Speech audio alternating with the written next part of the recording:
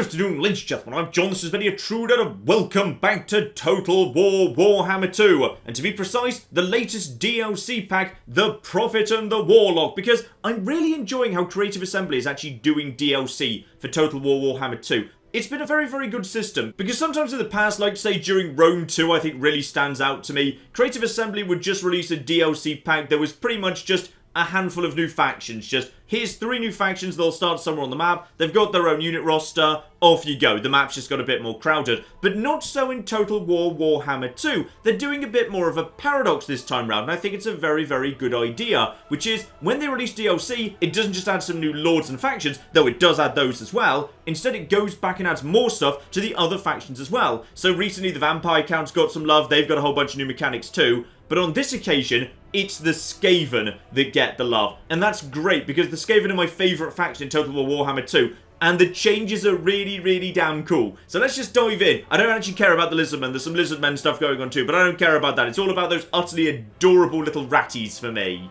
So, say hello to Ikit Claw. He's our new lord. He's lovely. He's a rat. I just want to give him a big cuddle. And he's all about technology, firepower, and weapons of mass destruction. So, let's just dive in, because he's the new legendary lord. Of course, he starts off with all the new exciting, sexy units, and bloody hell are they good units. So, yeah, there's a lovely convenient town right here that didn't bother building any walls. I feel like they're gonna regret that, actually. So the thing about the Skaven is, their frontline infantry were never the best. Even at the elite levels, the Storm Vermin, they weren't great. They were fine, but going toe-to-toe with the elite infantry of other factions, probably not a good idea. The strength of the Skaven lay in their artillery. You wanted to significantly soften up the enemy before they even got to your front line, because you needed that advantage to win. And Ikit Claw really leans into that idea, as does all the new technology. It suits the Skaven so flipping well. So, let's start off with my very favourite here, which is, if we just look at the back line, say hello to the Jezzails. Basically, rat snipers. The game says, yeah, good range on the left there. The game is not kidding. Let's just quickly zoom out here. I'm just going to show you the exact range we're looking at. So, this is as far forward as I can start. This is the enemy's starting location.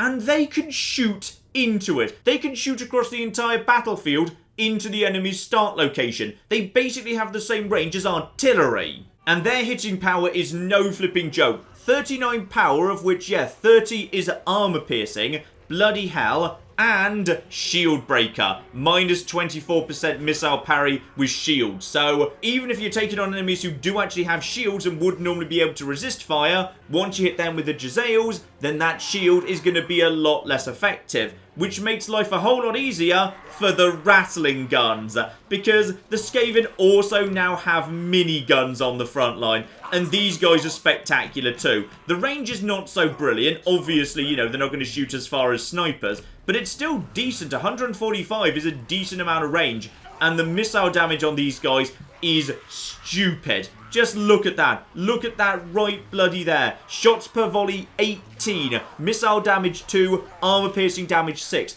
Again, armor piercing. Anti-infantry. Ridiculously high DPS. Decent enough range. And, even better, they cast suppressed on anyone they hit, lowering any target speed by 36%. Because the entire point of the Skaven army is, you don't want the enemy to make it to your front line. And yeah, just to kind of emphasise the point, Ikit Claw starts off with a bunch of Skaven slaves. I believe objectively the worst unit in the game. So you definitely don't want them to get close to your actual front line here. So yes, slowing down any enemy that gets anywhere near to you, giving your snipers and your artillery, if you've got any, even more time to line up their shots is spectacular. And also we brought Doomflayers, because the only thing that could make a steampunk penny farthing better is if it has rotating blades on it. These guys are just hilarious too. Armor piercing, anti-infantry. Their job is basically just to get in the front line and trash everything. They are spectacularly good. Anyway, let's start off, and I think we'll figure things out pretty darn quickly here, which is, yeah, the enemy starts at, oh my goodness, the sniper's already firing. because of course they are. Now, if you've ever played with factions with artillery, you may know that, yeah, the AI inside Warhammer 2 can sometimes actually just get around artillery. Like, say, mortars in particular, just because of the relatively high period of time between the actual mortar firing and hitting its target. But no, the actual flight time of the sniper shots is very, very low indeed, meaning these guys don't stand a chance of getting out of the way, and their shields are useless to them. Yeah, let's just actually deploy the flares in that direction. Oh, and there's the minigun fire. There's the flipping minigun fire. Just look at that. Look at that. They're flipping melting. It's absolutely lovely. So I'm just deploying the flares over there. And really what I want the flares to do is just basically draw attention. That's what I want out of the flares. By the way, you head over here if you actually need to. Hit these guys, because he's actually got himself a special ability. It's like, I think he's got limited ammunition for. So what are you doing right now? You are firing. Ah, it's basically a flamethrower. You've got a magic flamethrower. You've only got 5 shots with it, but that's good enough. I'm just going to bring the flares over here at this point, because I do not want these guys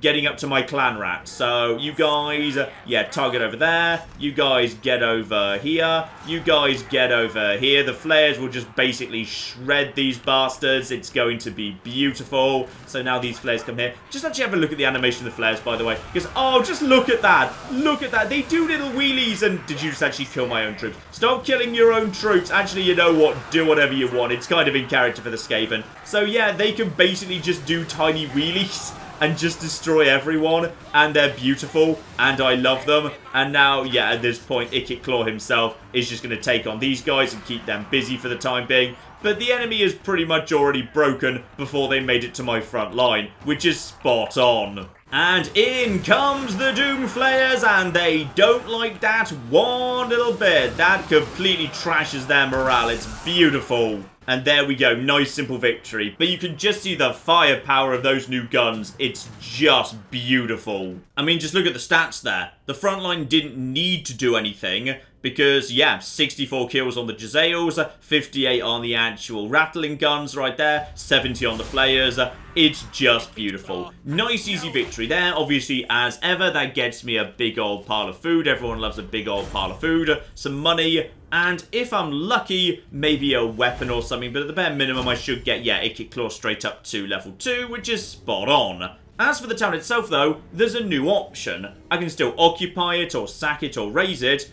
Or I could expand the Under Empire, which basically means rather than taking over the town, I set up a territory underneath it. This is very similar to, say, the Pirate Cove mechanic that the Vampire Coast has access to, but a lot more developed. It's a lot more interesting. So, go on then. Let's actually do that right now. And also, I just picked up the Armor of Fortune. Lovely. And now if I have a little look at this settlement right here, I've got myself 4 building slots inside this territory. And there's a lot more you can do here than the Pirate Coves. It's a lot more advanced. It's brilliant. So let's just go over some of the basic ones here. If there's a place you do want to take over, but it's a bit heavily guarded, you're worried about your chances, getting an Undercity set up ahead of time can be a very useful way of preparing, because you can throw up these annexation buildings that are basically just going to make your life a whole lot simpler. So, for example, this track along here gives you, yeah, more and more leadership. That's morale in this game.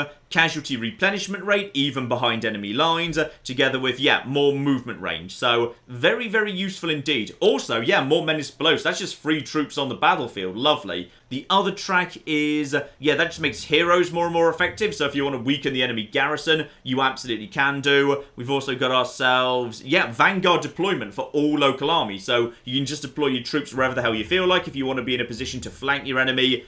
Absolutely lovely. And again, campaign movement range. I believe there's nothing to stop you actually building, yeah, one of these in one slot and one of these in the other. So if you want to double up the effects, go right ahead. I think that is allowed.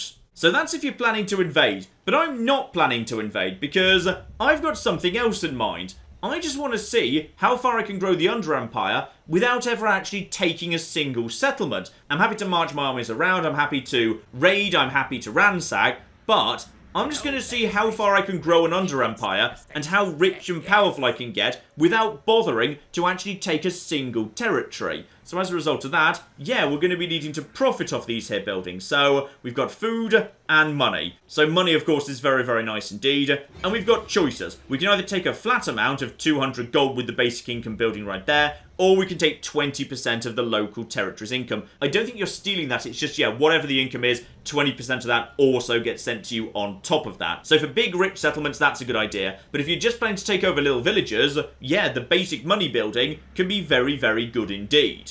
So we'll get that down, and here we go. Food. So yeah, we basically just head above ground overnight and grab ourselves some food. Lovely. Now this is very welcome, because the food mechanic for the Skaven didn't work desperately well in the original base game, and I say that purely because there wasn't enough of it available through day-to-day working, because there was no building you could produce that would just make food. Instead, you needed to find provinces that produce food. There were very few of them, so you ended up just setting all of your provinces to exploitative planning purely for the sake of making enough food to survive. That's where you just had to end up raiding en masse. Some people ended up farming their own cities by deliberately provoking them into a revolt. So yeah, some people had to just exploit their way around the system. It wasn't a good system. Now it's much easier, because with the Under Empire, you can just basically produce food with buildings, which is a very, very good thing indeed.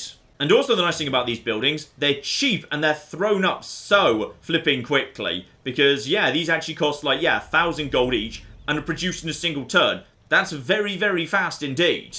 Another benefit to the Under Empire, if you've got an Under Empire settlement, you've got full visibility of that province. So now if Warhammer Spain decide to attack me, I'll get to see them coming. Yeah, by the way, we're in Skaven Blight. It's nice to be able to play in Skaven Blight. This is the Mortal Empires campaign. What they claim is like the biggest campaign that's ever existed in Total War. I can flipping believe it. It's very, very big indeed. Why is the map slightly at an angle? There we go. That's better. But yeah, Skaven Blight is just sort of in northwest Warhammer, Italy. I'm not sure what the city of Milan did to annoy the creator of Warhammer this much, but this is just where the source of all the world's rats and devastation comes from. Northwest Italy. No need to worry about the Beastmen, by the way. We start off with a non-aggression pact with them, and we get on well with them, because they're sort of weird, I don't know, bull, goat people, and we're weird rat people, so we get on quite well, all things considered. And speaking of Skaven Blight, yeah, we want to be immediately growing. That, absolutely spot on. Immediately move this place over to, yes, expansionist planning, so we can actually get buildings on the cheap from next turn, and we just want this place to grow. Grow like crazy. So, rattling warrens. Even more growth. There's a reason we want Skaven Blight to grow as fast as possible. I'll get to that in a second. But for the time being, do I want to get down another building? No, I think we're okay for the minute. I'll hold things off there. Let's see what happens overnight. So, that's a little village, but I think we could aim higher, because I assume this is supposed to be like Warhammer Italy Rome or something. Is this Warhammer Rome? I think I start around the corner from Warhammer Rome. These guys, I can't just push in, because, yeah, they've got a decent-sized army right over here. Their garrison's a decent size as well, with plenty of mortars. So we can't really push in and take that place in order to get an Undercity down. So it sure is lucky that we've got ourselves a Warlock Engineer. Now these guys were already the best heroes in the game because, yeah, the benefits they could pass on to artillery for the Skaven were ridiculous. They've just picked up a new trick, which is they just get to spend a bit of money to expand the Under Empire. And it can't fail. It just happens. So we're just going to move in. And now there's an Under Empire over there. And even better, we picked up a warp fuel canister, so we can use that to spend on a bit of technology in a minute. So now I've got myself an Under Empire of 2. Now this place makes a bit more money, but it would still be more profitable for me to actually have, yeah, just the flat income for now. If this place survives and does well, then I might want to move it over to 20%. But for the time being, a warpstone stash and...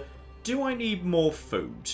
I've already got some food coming in right from over here. That's already done right there. I wouldn't mind a bit more food coming in, to be honest. But go on then, why not? Having high food is very useful, and food is also spent on a lot more things than it used to be. Again, this is another reason I like the new system. These days, food isn't just about that bar at the top that determines, yeah, how well your empire is doing in general. Food can be acquired from a lot more places, but it's also spent in a lot more places. So, let's talk about the Forbidden Workshop.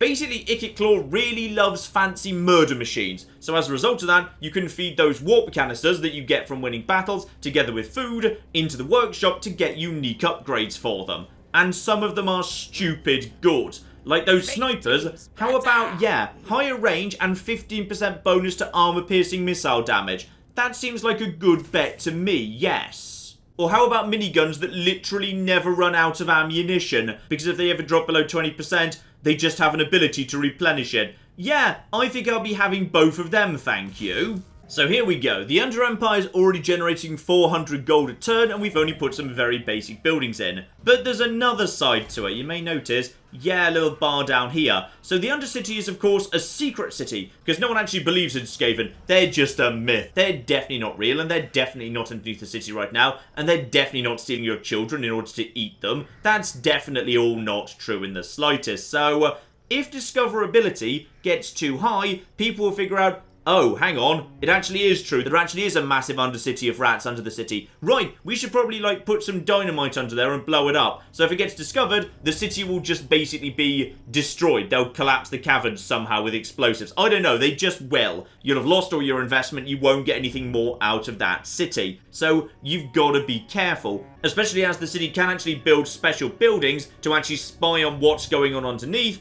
And on top of that, heroes can sniff around to increase the discoverability. So you want to leave yourself a bit of leeway. Don't just run at 95 and then just leave it, because sooner or later you'll be discovered. Fortunately, I can fight back, because murder holes. Here we go. I can just start assassinating anybody who goes talking too loudly about the giant pile of rats under the city, which is absolutely marvellous. It costs a bit of money, but not as much as you get for the basic income building, so why not? Let's actually just keep this place nice and safe, potentially. Though, really, I'm more interested in something over here for the time being, which is another type of building we haven't discussed yet. Because, yeah, there really are quite a few. And that is mining. This one is very, very cool indeed. There's a whole bunch of stuff you can do. But the first one is also the most important, which is the subterranean pit. So this does consume a bit of food, but it also generates a chance of the Under Empire just expanding organically by itself. And bear in mind, if it expands because of a subterranean pit or because of a hero action, that's not a declaration of war. You've not done anything wrong. You can basically be at peace with the world while simultaneously having cities under the whole of it. And I'm just curious how far that can go. So it's a bit more expensive, it takes a bit of time to get in, but 100% I want that in, yes.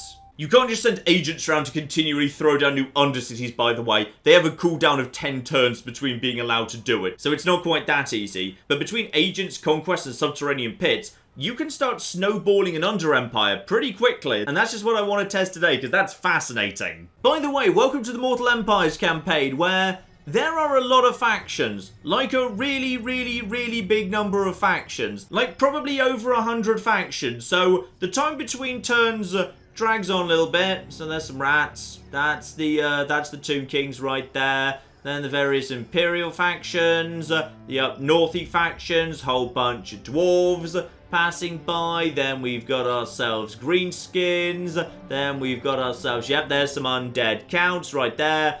I can't remember what those guys are. There's Bretonia, and it goes on for a while. Right, here we go. Dominating scheme unlocks ridiculously early on. Just move anything over to, yeah, the expansionist planning. Perform that right. I want more growth. I want more happiness. I need Skaven Blight to grow nice and fast. Because, as I say, there's a cooldown of 10 turns on expanding the Under Empire through agents. But there's a way around that, which is at level 5. Hang on, which is it? Yes, there we go. The Shattered Tower and the Bell of the Horned Rat. Cooldown after expanding the Under Empire, -5 turns. So I can just use my agents every 5 turns to just slap down a new city that start paying for themselves in no time at all. Because that first one I got down, that only cost me like 1,000 gold. And a turn after that, it was generating 200 gold a turn. That thing pays for itself in no time whatsoever. And better, with the Under Empire set up with just 2 cities, food +4. Meaning it's incredibly simple to actually, yeah, get the rats into plentiful food and keep them there. For bonus public order, bonus morale, bonus growth. Oh, it's lovely. The Under Empire is just a thing of beauty. So, over at Warhammer Rome, we've now got ourselves,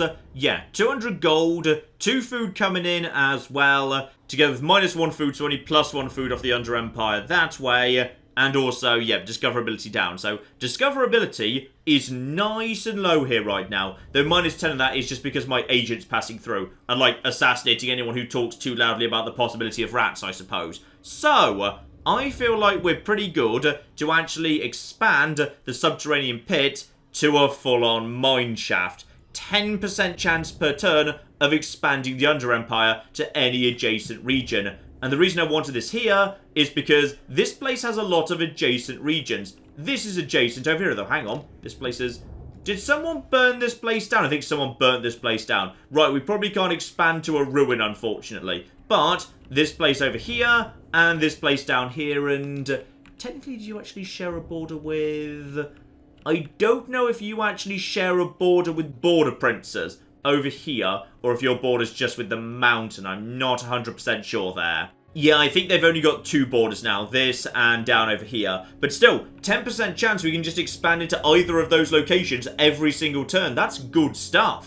Though it looks like Warhammer Spain is starting to get a little bit annoyed to us, so that's fine. We should probably just build up a little bit of an army to resist that if need be. Let's talk about the rest of the purple buildings, by the way, because they're all spectacular and really interesting. So, this one over here, Warpstone Refinery. So, Winds of Magic power up if you're using a lot of wizards or whatever. Great. Research rate up plus 5% for every single one of those buildings. Really, really nice indeed. But also, recruit rank up and upkeep costs down for various high-tech units. And that stacks. And as far as I'm aware, there's no cap on it. So, in theory, if you want to have 33 of them around the Empire, you can just have warp fire throwers, warp lightning cannons, doom wheels for free, which strikes me as ridiculous. But then this is Total War, where very often if you stack enough of the right buildings, you can get free units. It's been a problem in a lot of games. Though to be honest, I'm more excited for the possibility of just getting 9 of these things, and every single rattling gun and Giselle you train is automatically a triple gold chevron experience. Now that's nice. And finally, and arguably even better, the subterranean strip mine generates money. 3% construction cost for all buildings in the entire faction. Trade up 8% across the entire faction. And income from raising settlements plus 300% for local characters. So if you just basically get underneath a town you're about to take over and toss up a strip mine, you get to treble the amount of money you're going to get for sacking it. Which if you were to mix with the lovely annexation buildings over here, increasing your chances of taking over a building,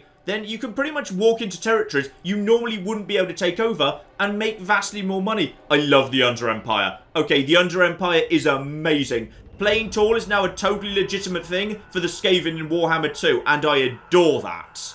Now this is interesting. Thanks to the visibility provided by my Undercity, I now know that Spain are on the move, with a very, very large army indeed. Which might look a little bit on the concerning side, but I wouldn't worry too hard.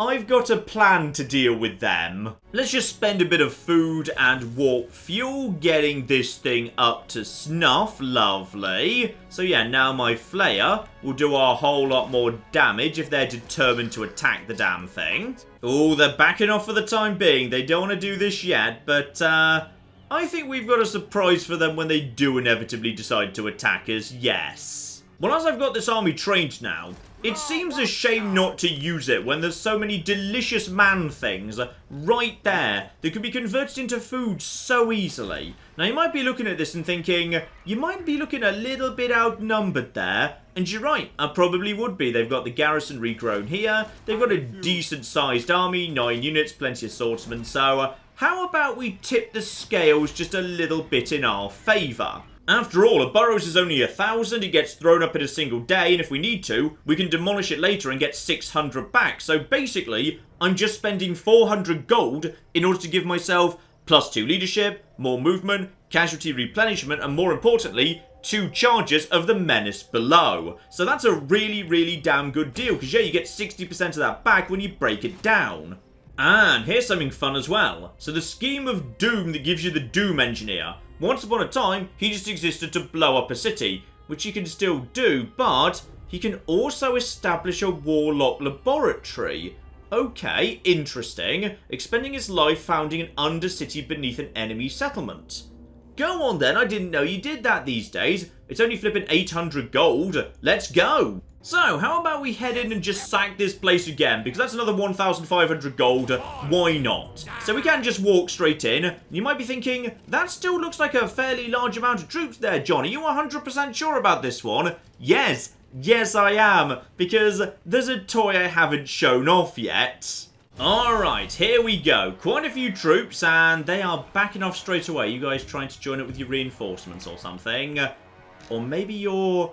Are you going to wait for me? Generally, they don't wait for you, especially if, you know, you've got the range advantage, which I most certainly do, but I think they might be waiting for reinforcements from the town, perhaps. Okay, everyone just a little bit further forward. I imagine they'll decide they don't actually enjoy holding still after all, as soon as, yeah, the snipers start getting their shots in.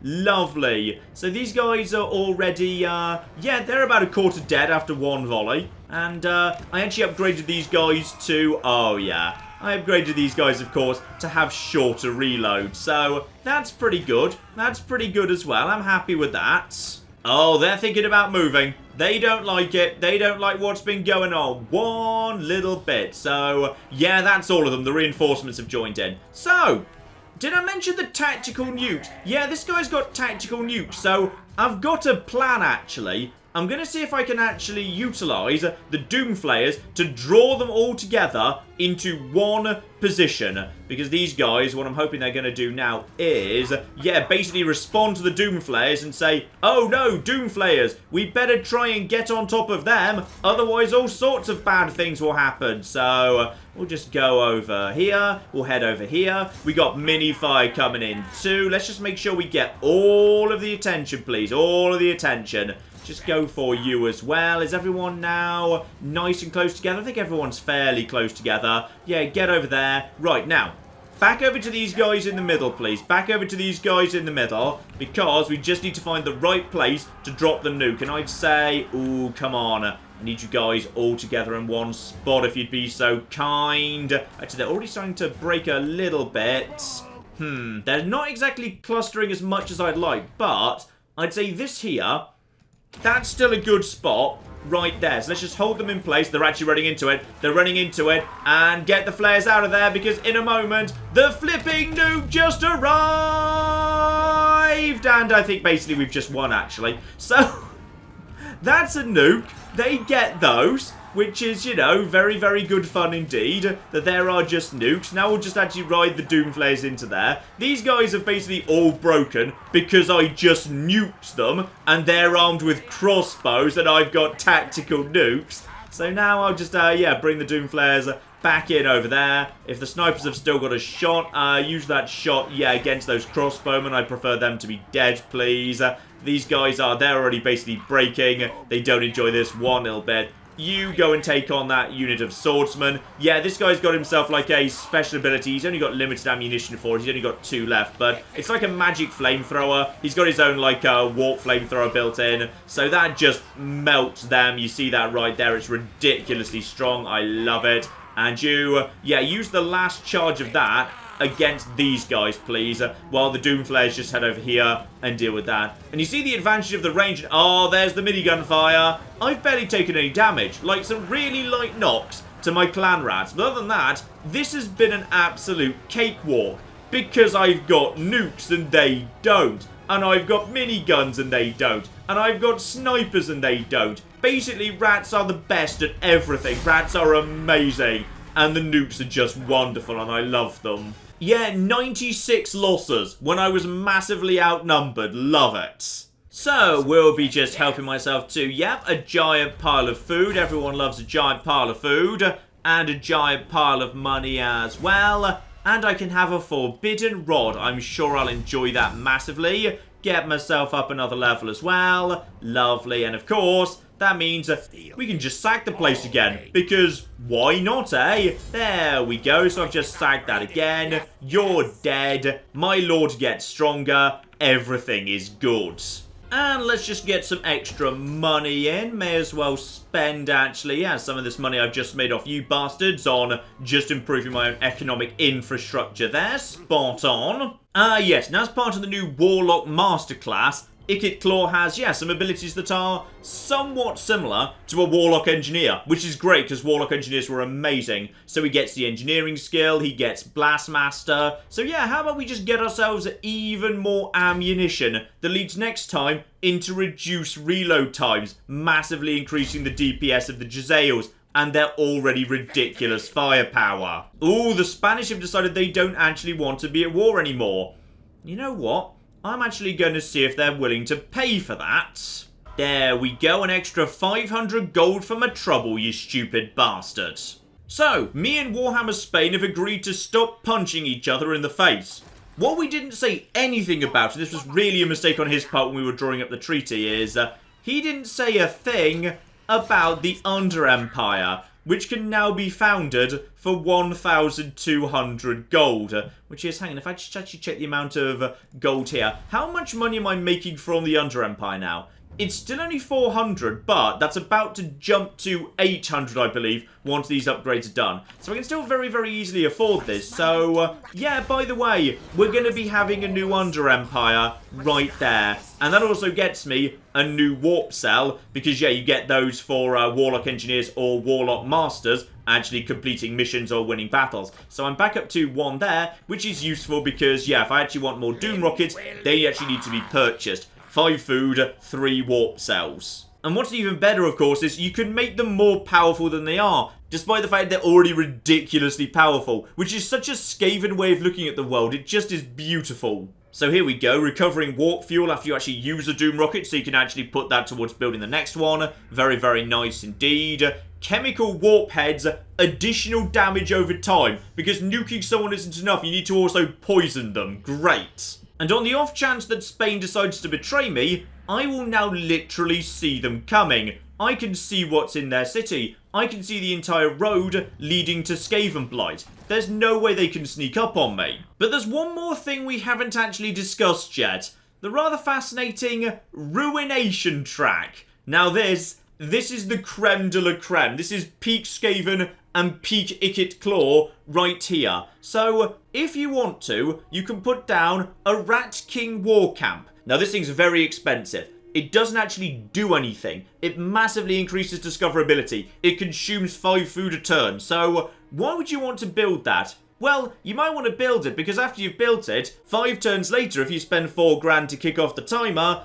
the Vermintide occurs. At which point, a Skaven army is summoned upon building completion, army size and strength being modified by technology. Automatic war declaration, and the Undercity is automatically destroyed. Basically, an army is generated out of nowhere that you get to use for free to take over the city in question, which is absolutely hilarious because they might not even know that's coming. But here's the big one. Makeshift workshop. Costs 500 gold a turn. Very, very significant indeed. 80% discoverability, so there's no chance you're going to get away with this unless you're also investing in murder holes or similar. But 15 turns and 5 grand later, settlement will be raised upon building completion. It's basically a nuke that you get to build under the enemy settlement. And you can do this to any or every settlement in the game if you can afford it. You want to nuke the Empire capital? You want to nuke the High Elf capital? You go right ahead. You can do that now. It's wonderful and I love it. Bad news, however. The Beastmen have decided to actually trash that flipping Spanish settlement. So, I suspect my Undercity may have been destroyed with it. But I don't hold it against them. They had no way of knowing I owned property there. Fair enough. Also, apparently there's a party in Skaven Blight and everyone's invited. I think the Beastmen are just retreating into my territory. The Spanish, who I'm not currently at war with, they're just following the Beastmen. Rome, however, have just got sick of me and are currently invading. And I say, let them flipping come, because thanks to all the bonus growth I've got going on at Skaven Blight, already up to a level 3 settlement, yeah, we've got a good garrison here, together with the army of Ikit's Claw. We'll be just fine. Actually, no. The Beastmen just straight up went and flipping murdered the Spanish. Okay, that's good. Managed to actually go straight back into hidden encampment. Fine, he's just retraining over there. Spanish might be very vulnerable for a while. Might be a good opportunity to, yeah, get this town immediately with an Undercity again. But, downside is, yeah, the Beastmen might just go and trash it a second time. Yeah, the Beastmen are actually being a little bit on the annoying side, and No, you've decided you can't be bothered. Good choice, you stupid losers. And here we go. This is where things start rolling. So a brand new Undercity has just been established. But I didn't establish it. Instead, the 10% chance of this Undercity spreading has just triggered down over here to their little city of Lucini. So as a result of that, I've now got myself a brand new Under-Empire without actually going to war, without conquering anything, and without using any of my agents. Because yeah, the cooldown is across all agents, so none of my agents can actually get a new Undercity down for another, 5 turns. At which point, we can start expanding it again. But if it just expands by itself, that's absolutely fine. That's legit. That can happen during the cooldown, which is spot on. And this is actually very convenient, because Lucini has quite a few borders. They've just got a border over here with, this little hill encampment belonging to the Broken Nosers. They obviously have a border over here with, the Pirates of Sartosa, and one of the actual border princes over here too. So Lucini could do with some work immediately. Straight away I'm going to get down, subterranean pit, spot on. Going to get some money down out of there too, and if I can afford it... No, I can't quite afford murder holes, but I will get that down ahead of this building actually finishing, because that's still 4 turns off. So with this place down, we can start spreading in all sorts of new directions.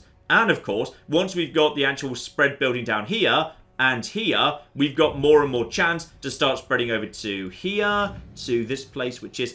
this place has actually been refounded. Good. The Skull Takers have now settled this place again. Can't remember who owned it originally, but they have that now. So we can also expand into that direction too. Better and flipping better. Ooh, we've got some good news here though. The Beastmen have just been destroyed.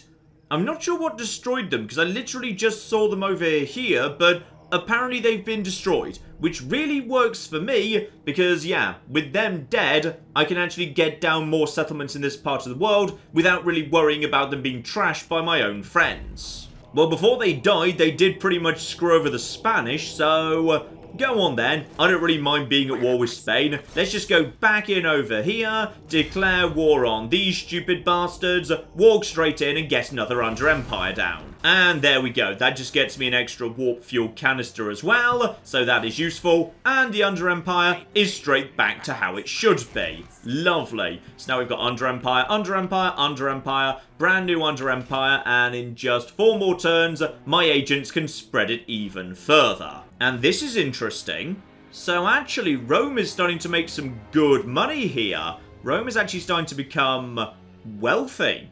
To the extent where I might want to consider introducing some 20% income buildings into the settlements, because that's going to start being pretty valuable pretty soon. In fact, that's exactly what I'm going to do. The basic food building is 20 discoverability. I'm going to demolish that for 600 gold back, and we'll just build that over here, because this town is never going to be worth much. The Spanish are just in a lot of trouble. They seem to be doing a lot worse than Rome. So I'm just going to put a brand new food building over here to offset that. And then next turn, I can actually get in the spot I'm about to free up right here, the income percentage building. And then we can start making some crazy good money. Oh, and good news, it looks like Carcassonne is actually deciding to expand in this direction. I think that territory used to belong to Spain. The Beastmen destroyed it. Spain were never able to get it working again.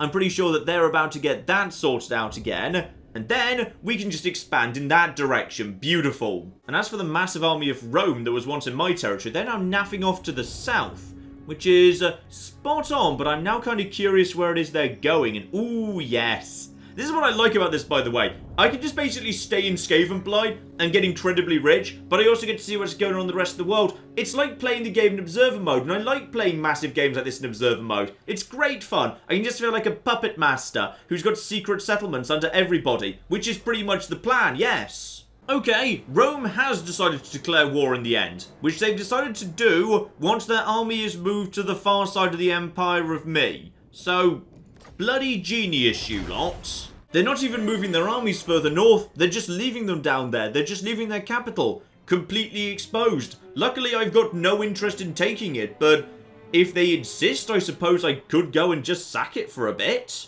You know what, I'm happy to just chill and let them come, because at this point, Under Empire is up to 1,637. So we're making more money out of the Under Empire than we are out of taxes of Skaven Blight. And the cooldown's worn off, meaning Castle Carcassonne. Oh, that looks like a lovely place to build an Under Empire, I would say. And such a bargain too. So we'll just move in. Lovely. Help myself to warp fuel canisters. Because, yeah, that's actually a Warlock engineer who just successfully completed a mission. Because the mission can't be failed. So, great. And I'll just keep taking Specialist to make it cheaper and cheaper to throw down more and more bits and pieces. Lovely. So I'd say, yeah, Castle Carcassonne right here. How about we spend some of the rest of that money on, yeah, some lovely warp token stashes. Most importantly of all, can't quite get the subterranean pit down, and that's 1,500 too. That's fine. We'll get the rest of that down momentarily. This place makes like no money. Right, don't bother building the other economic building then. Just go for the fixed gold one. That'll be better. Oh, bloody hell, there's more beastmen floating around. I thought you were already dead. Right, you better not be about to destroy Castle Carcassonne, because I just spent some money building an undercity there. And we need to be careful here. Rome's getting more and more heroes on the field.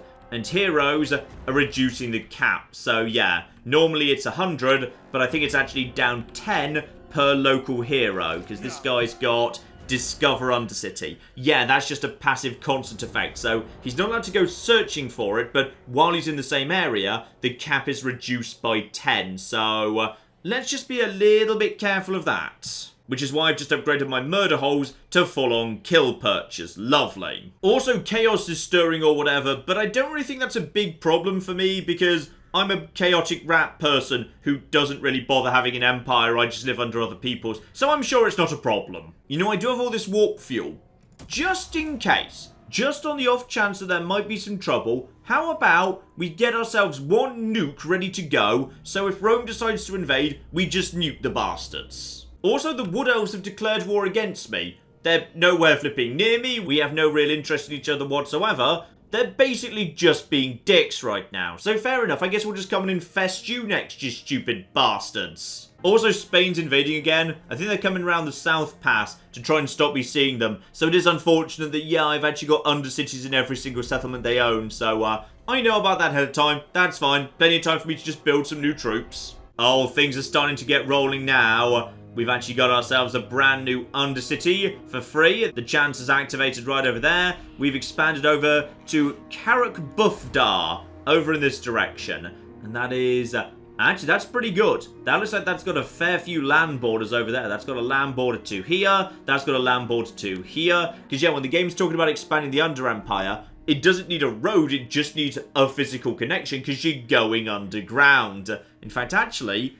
this opens up the possibility of undermining the King's Glade. Yeah, you know what? I think we're going to be investing in this place, actually. We've got to be a little bit careful, though. These guys know there are rats nearby, so as a result of that, they've built the special -30 building. So there's only so much we're going to be able to get away with. So everything's looking good in Spain for the time being. And everything in Carcassonne is... oh, yeah, Carcassonne's absolutely A-okay. The danger is in Rome. Because, yeah, right now in the capital, that's 60 out of 90 with a character nearby, which is, yeah, hero.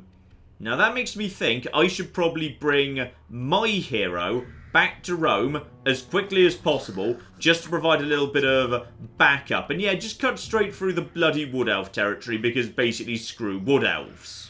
Because if I've got a hero inside this territory, that's 10 discoverability in my favour, which is a much better idea. Because right now, if Rome were to actually just finish the building that gives +30 discoverability, I don't know what it's called, but every single faction has access to one, yeah, they'd actually find the Undercity and demolish it immediately. Now, in many ways, that wouldn't necessarily be the worst thing in the world, because this place has kind of done its job right now. We've already expanded over here. We've already expanded down over here. This place is more crucial to me. And this place is currently safer anyway, but that's fine. But if I wanted to be really cautious, I could actually tear down the warp token mint. Because, yeah, that would actually get 40 off discoverability, making this place very, very safe indeed. And still get 1,800 back. I could build the basic warp token stash immediately afterwards. Yeah, screw it. for safety, that's what I'm going to do. And these are the sort of interesting choices you need to make with the Undercity, which is why I think it's such a good mechanic.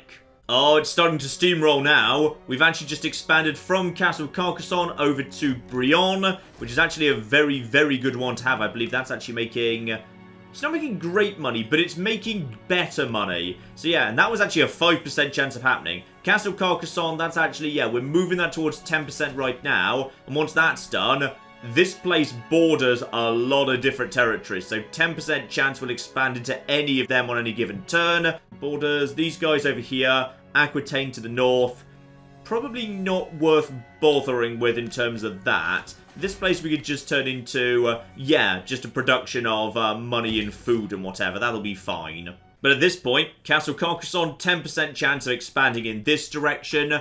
Over here at Carrick Bufdar, right, that's up to, yeah, 5% chance of actually starting to spread. So we'll probably want to be expanding that at some point. Yeah, 4,000 gold, not even that much, because the Under Empire is currently generating, yeah, about 2,000 gold, though there is upkeep, of course. There is upkeep for keeping it safe, so profit is about 1,300. But that's still decent. That's the same amount as I'm getting from taxes. Rome has actually still got that as well. So yeah, that's a 10% chance of expanding over to here. And you've actually got yourself, hang on. Yeah, you've got yourself level 3 as well. So actually 10% chance of expanding to here, here, and here. So as the game goes on and we spread out more and more, the chance of us expanding each turn is just going up and up and up. And it's beautiful. Yep, more declarations of war from the Wood Elves there. Well, I've actually got a plan for you bastards. You see, the cooldown for me setting up new territories just ran out. And I've got a Doom Engineer right here who's just picked up this brand new ability. He's allowed to establish a Warlock laboratory. So establish an Undercity beneath the target settlement and instantly create a laboratory building. Will kill the Warlock Engineer.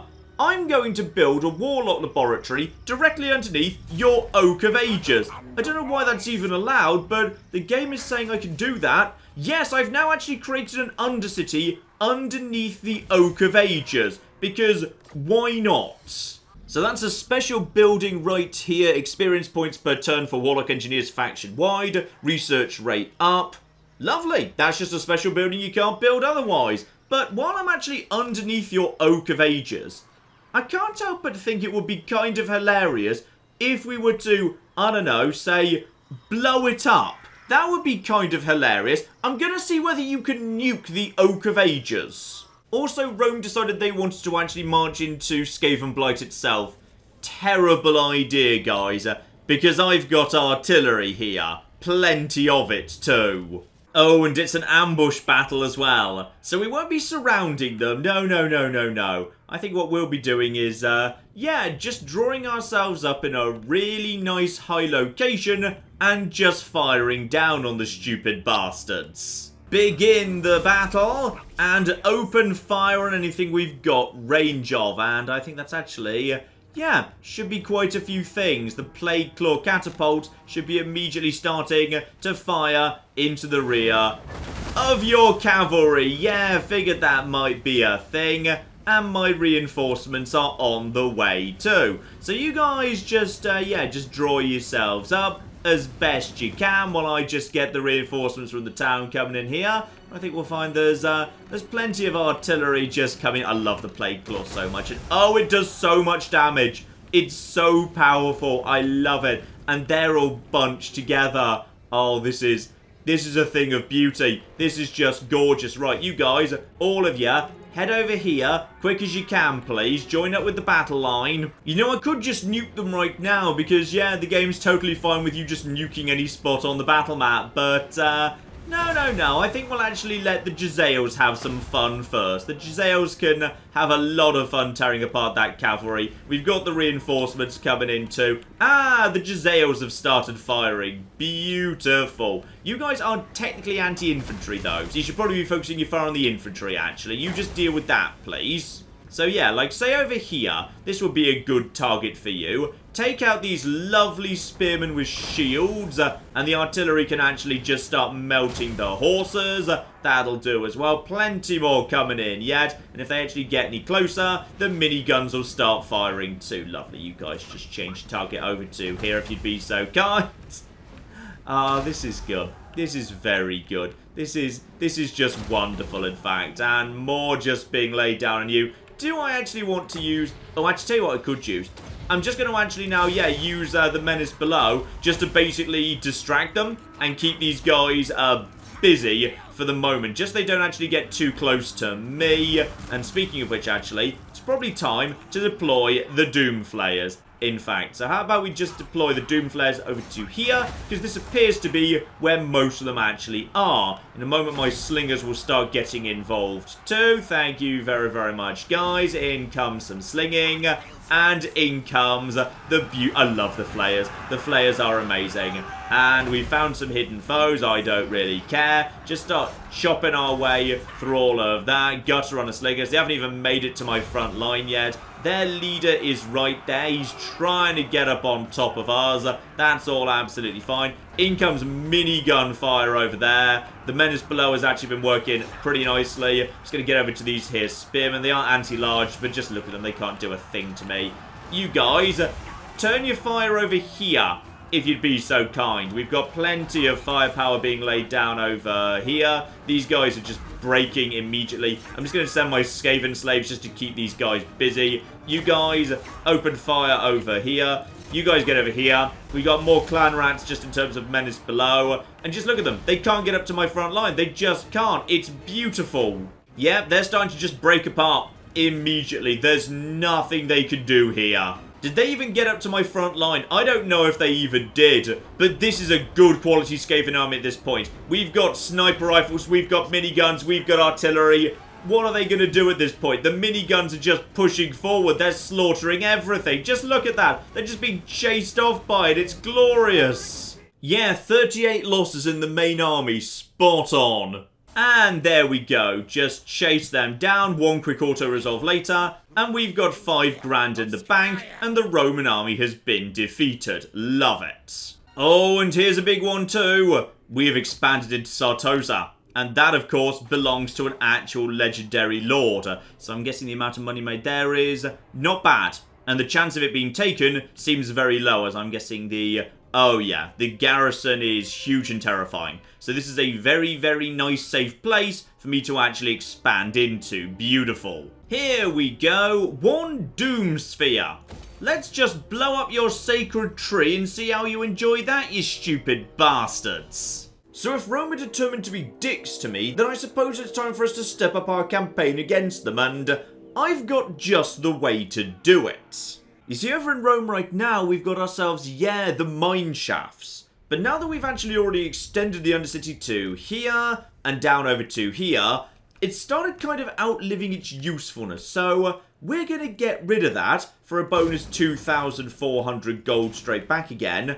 I've got something else in mind for this place. Oh boo, the Fey Enchantress just knocked over a city that was unguarded, and tragically as a result of that, the Undercity was indeed lost. This of course is why you might want to prefer putting Undercities in capitals rather than little sub-regions. It just makes them much less vulnerable to just being demolished while the armies are away. Ooh, we just picked up a bunch of warp fuel from a quest, so... yeah, reload time 15% down for the rattling guns. Spot on. And how about 1 extra nuke just for safety? Lovely. Now, as I was just saying, over here at Warhammer Rome, in the purple area, there's something else we can do. Warpstone Refinery, very, very nice indeed for upkeep and recruit and diddly-diddly-dee.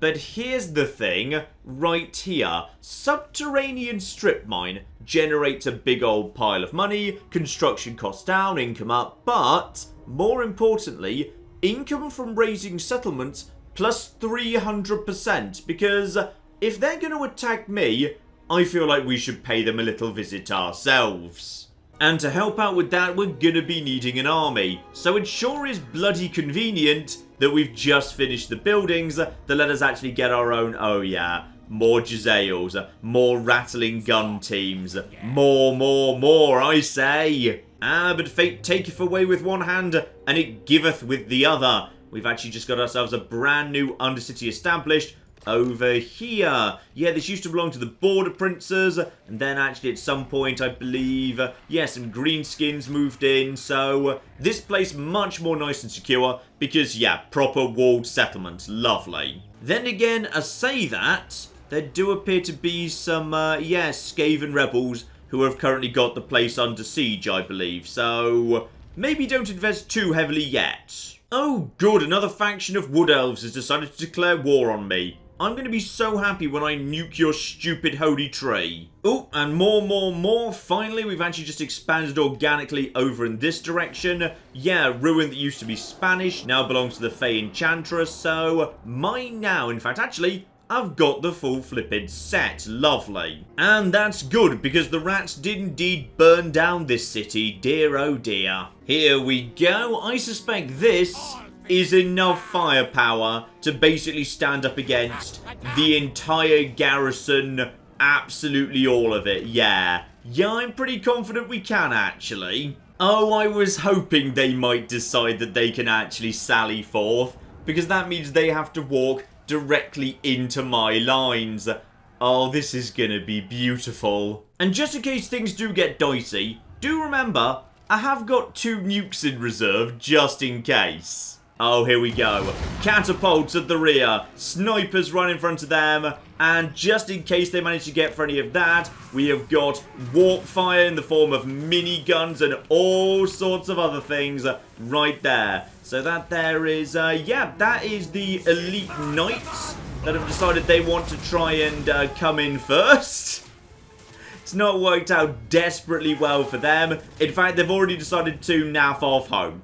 Can't really blame them, to be honest. Makes perfect sense to me. And in comes sniper fire, in comes catapult fire. The only thing I'm even remotely concerned about is the actual, yeah, the heroes. But honestly, just look how fast this guy's going down to sniper fire. The snipers work really effectively against heroes. He's basically dead and routing. In fact, he's gone. He's going. He decided he can't be arsed with this. And that's flipping beautiful. So, next up, we probably want to be, yeah, deploying our actual Doom Flares in a minute. And now, yeah, we're actually going to start getting the minigun fire coming in a moment. And anyone stupid enough to get over here, they're going to walk straight into warp fire. So we're just going to send you straight through there. Oh, just look at that. Look at them go. Look at them flipping go. I'm just going to send you guys over here. These guys are starting to fall apart. Clan Rat shields can take a little bit of light fire. Not a problem at all. You guys just get round over here. There's more halberds in that direction. But just look at it. Just look at the front line. Just look how much it's just completely flipping melting. It's ridiculous. You guys, turn and put some fire over there if you'd be so kind. You guys, yeah, chase down these lads before I actually cause any trouble for me. You activate fire on these guys. And by the way, yeah, warp fire, they're just dead now. They're just dead at this point, so that's good. That's just lovely. And in come the Doom Flayers, just to make sure these halberds don't cause any real trouble whatsoever. And the army has, it's basically melted at this point, hasn't it? Yes, it has, which is just flipping beautiful. Turn the warp fire over in this direction, please. More fire coming in. There's a little bit of fire coming in from that direction. Well, that's fine. The reinforcements will be coming in momentarily. I think the actual, yeah, the Doom Flayers can handle that. So the Doom Flayers can just move in this direction, chase off all of that good stuff right there. And who do I actually want to send in this direction to help out? You know what? I think actually, where are you at this exact moment in time? Did I put you on the... Yeah, you're on the other side. So you go and help out with all of this by just dropping, yeah, a little bit of lightning on... What did I just drop? That wasn't what I meant to drop. I meant to just drop this. Yeah, let's just drop some lightning right on these guys. That'll help out with that fight right there. In come the reinforcements, by the way. And they do seem to be all rather clustered together, don't they? Yeah, they do. Which would just make this, but not quite clustered together enough. Do I really want to do this right now? Is this the right time for a nuke? Ooh, is it? They're staying well back at the minute. Ooh, they're forming up right there. Yes, right there. Right there. Why are you guys there? Warp fire throwers. No. By the way, I'm about to nuke you. Yeah, your army's been nuked at this point. Ooh, that actually did hurt you. Sorry. Right, you're going to need some repairs later. But honestly, I feel like the job is broadly done at this point. Where are you right now, by the way? Ah, you're over there. Just dealing with those guys right there.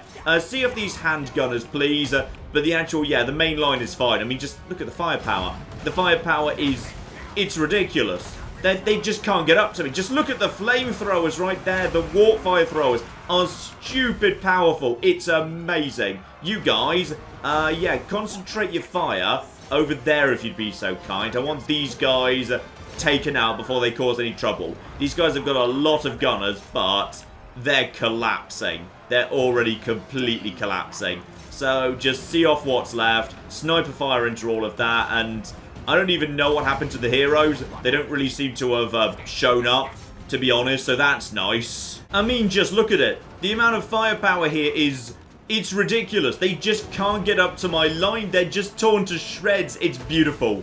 This is just wonderful. This was already one of my favorite factions in any Total War game ever, and now it's even more so. Close victory, the game just said to me. Close. I don't think that's close. I don't think that's close at all. I'll be having all of that money, by the way. I'll be taking the free experience. I think we'll be actually having ourselves... Yeah, we'll have some free replenishment. That'd be spot on. Oh, the Undercity is starting to expand like crazy. Where even is that? Ah, it's finally spread up here. Great. So we've got this lovely little spot right there. And yeah, we just killed some people by just shooting them with sniper rifles. It was great. The game claims this is a fairly even fight, possibly slightly in their favour. Yeah, we'll see about that. Because the thing is, catapults are really, really damn nice at clearing the walls, actually. Yeah, they do a very, very good job murdering anything stupid enough to try and stand on the walls.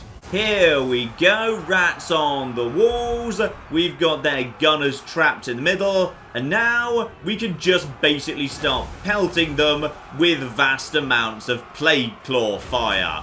Yeah, that'll do the job.